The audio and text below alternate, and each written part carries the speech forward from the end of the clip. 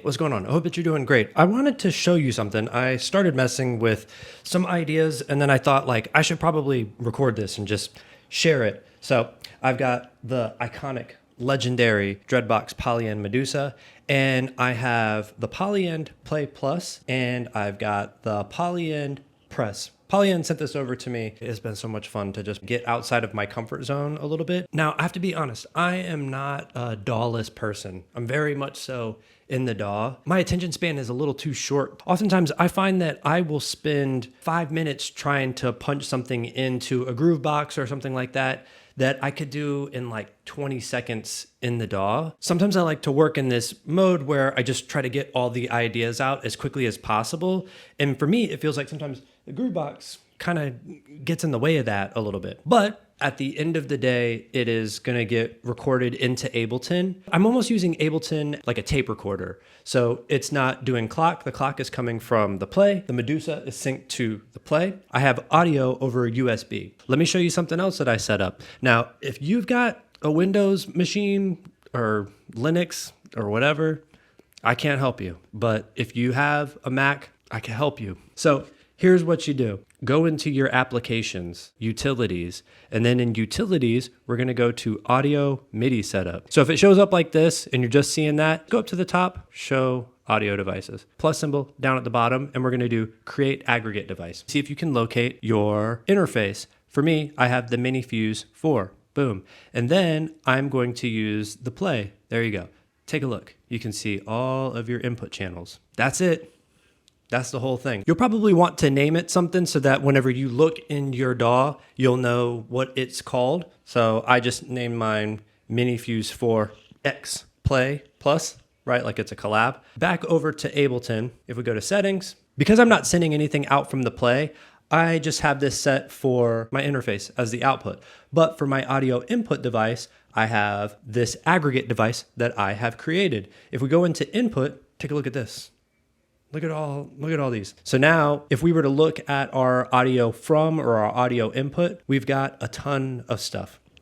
So that's that. I've got one other thing going on here that I would like to share with you. Take a look here. This is the Polyend Press. This is a G comp, I think that's what this is on an SSL mixing board, you know, on big mixing consoles. They have the G comp, the glue compressor. That's what this is here. Or in Ableton, if you are familiar with the glue comp, that's this here. But this is analog. I think that's good. I don't know exactly what the benefit is, but I do know that if it is analog, I think you can push it a little bit harder. But whatever. On my master channel, I have an external audio device, and I have the audio going out from my Mini Fuse. Mini Fuse is over there. It is going into the press, and then out of the press, going back into my Mini Fuse. Audio from, these are inputs 3 and 4 on the back of my Mini Fuse. I have this glue comp on my master channel, which is awesome. Anyways, all that to say, it's sort of DAWless. It's like a little bit of a DAW. I'm using my interface and my computer as a mixer and a recording zone. I think I've done a good job of explaining that. So let me show you what I got here. A couple of weeks ago, I made this patch on the Medusa.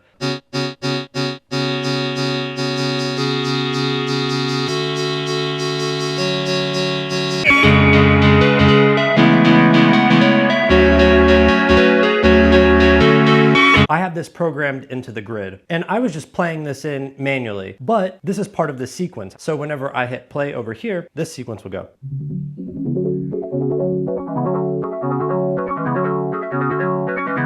Here's what I got over here.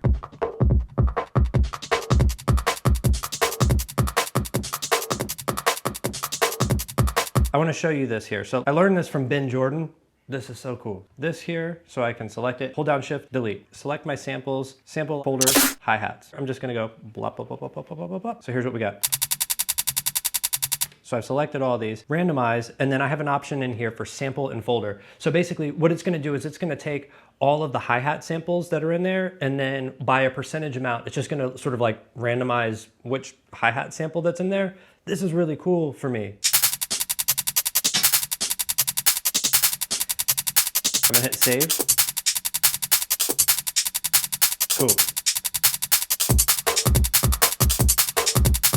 I'm gonna do a deep dive on the Polyend Press. I love this thing so much, and I think that it's gonna be part of my mastering chain, always on there as default. I think I'm just gonna keep it set up there. And the only thing that will be a little bit difficult to deal with is the fact that I will have to listen to the whole track all the way through whenever I go to export it, because it's gonna print that way. I mean, you know what I'm talking about, right? Let me just show you what this sounds like, mess with the mix knob. So I'll do completely dry and then wet, and then I'll go into this later at a different time, but that's not what this is about here.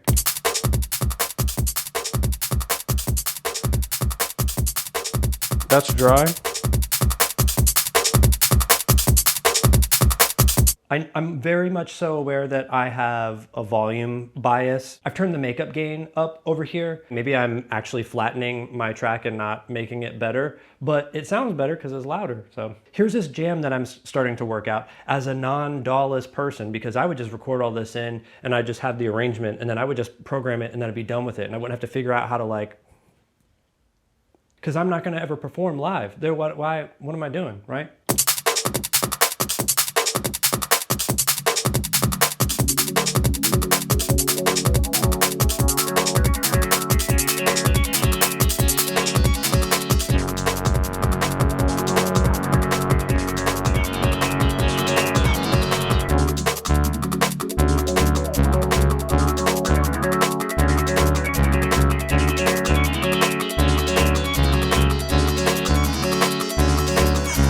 I don't really like to use sample libraries because I like to use my own stuff, but I've been relying a lot on Ableton's content library and just pulling down the first loop that seems like it fits in there. And I think that this will be sort of nice to have my own loops that I've created with my own samples. Holy moly. This is going to be a lot of fun to play around with.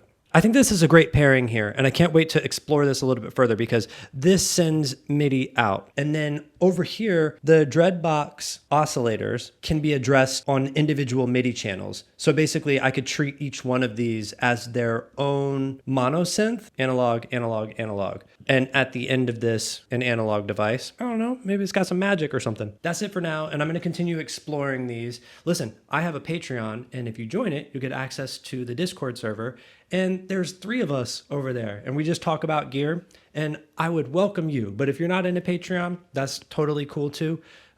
Maybe consider supporting me on Bandcamp. I've got my music on there, and there's some good stuff. So, you know, just, all right, I'll talk to you later, bye.